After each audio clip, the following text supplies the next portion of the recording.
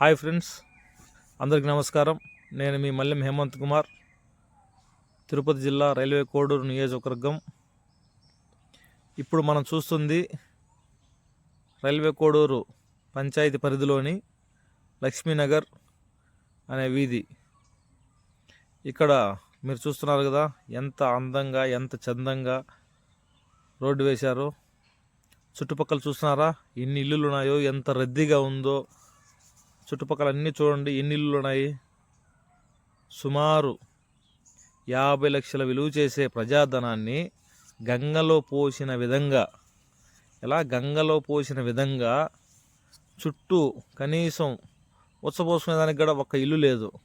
అటువంటి చోట 50 లక్షల రూపాయల ప్రజాధనాన్ని వెచ్చించి, అది కూడా ఇది ప్రైవేట్ ల్యాండ్, ప్రైవేట్ వ్యక్తులు ఫ్లాట్లు వేసి అమ్ముతారు కదా. ఫ్లాట్లు వేసేట ముందుగా రోడ్లు వేసి తర్వాత ఫ్లాట్లు వేసి అది ఎక్కువ రేటు పోయేదానికి చేస్తారు కదా. ఆ విధంగా ప్రైవేట్ వ్యక్తుల చేతిలో ఉన్నటువంటి స్థలంలో గవర్నమెంట్ డబ్బులు పెట్టి వేపించడం అనేది బహుశా ఈ రైల్వే కోడూరు కాన్స్టిట్యున్సీలో తప్ప ఇంకెక్కడ జరుగుండదు. అంటే మన రైల్వే కోడూరులో నాయకులు అధికారులు ఎంత మొద్దు నిద్రపోతున్నారో ఒక్కసారి గమనించండి. ఇదంతా ప్రైవేట్ ల్యాండ్, ఈ చుట్టుపక్కలంతా ప్రైవేట్ ల్యాండ్. ఇంకా వాళ్ళు ఫ్లాట్లు వేసుకోండి, మీరు ఇంక అమ్ముకోండి అనే విధంగా ఇచ్చేశారు. కనీసం రంగనాయకులపేట, పగడాలపల్లి, బల్జివీధి, సూర్యానగరు ఇలాంటి ఊర్లలో చాలా వరకు రోడ్లు లేక ప్రజలు వాన పడితే ఎలా నడచాలో తెలియక ఆ రొచ్చుతో నడుచుకుంటా ఇంటికి పోతారు.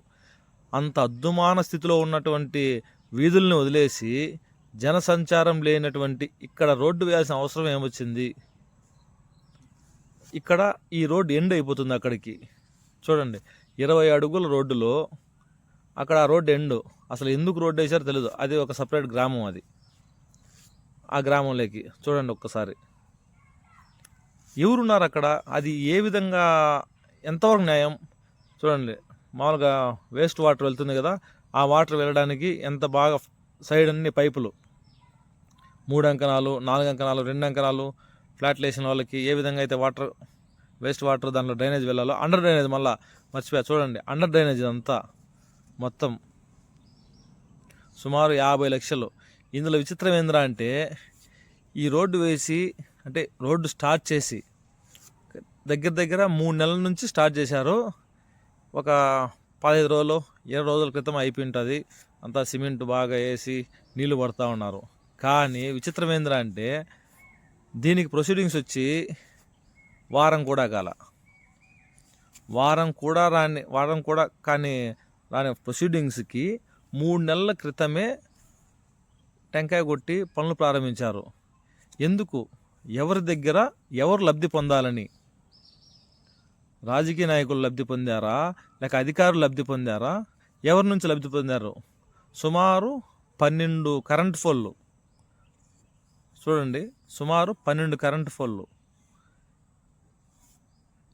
భంగపడుకుంటా ఉన్నా కూడా ఒంటెసిద్ధి కాంప్లెక్స్ కాడ సుమారు 3-4 నెలల నుంచి ఫోన్లు చేసినా కూడా ఒక్కరు కూడా స్పందించిన పాపాన పోలేదు. ఇది డైరెక్టర్ ఏట్లకి కూడా ఇంకొక 10 లక్షలు ఉంటే ఏట్లకి కూడా దిగేసే విధంగా రోడ్డు వేసేవాళ్ళు ఇక్కడ నుంచి అండర్ డ్రైనేజ్తో. డైరెక్ట్ నీళ్ళన్నీ ఇంకా ఆ ఏట్లోంచి తెచ్చుకుంటారేమో. కానీ చూడండి, అదంతా అది రైల్వే కోడూరు అది ఫోల్ ఏట్లేకి దగ్గర 4 రోజులు ఉంటే ఆడ కట్టేస్తారు ఏట్లేకి కూడా ఇల్లు. చూడండి, ఇది ఏటి పరివాహక ప్రాంతం. అక్కడ చిన్న రాళ్ళుగా గోడ కట్టేశారు. ఇంక ఇక్కడ నుంచి ఇదంతా ఏట్లేకి. ఎంత అద్దుమానం స్థితిలో రైల్వే కోడ్ మునిగిపోతామని తెలియదు. కానీ ఎవరు చేపిస్తున్నారో, ఎందుకు చేపిస్తున్నారో అర్థమే కాని పరిస్థితి. 50 లక్షలు తీసుకుపోయి గంగలో కలిపారు. ఎప్పుడో అక్కడ ఫ్లాట్లు అమ్మి ఇల్లులు కట్టేదానికి. ఇక్కడ చూడండి, ఈ ఫ్రంట్ సైడ్ వెళ్తే సుమారు అక్కడ 15 ఇల్లులు ఉన్నాయి. అక్కడ రోడ్డు లేదు. ఇక్కడ ఈ ఇంటి దగ్గరికి ఇక్కడ ఇతని ఇంటి దగ్గరికి రోడ్డు లేదు. అక్కడ ఫోల్ వేయమని సుమారుగా ఎన్నో రోజుల నుంచి భంగపడుకున్నాడంట. ఒక్క ఫోల్ వేయండి, లైట్ వేయండి, పాములు పురుగులు వస్తాయని. కానీ అతనికి రోడ్డు లేదు. ఇల్లు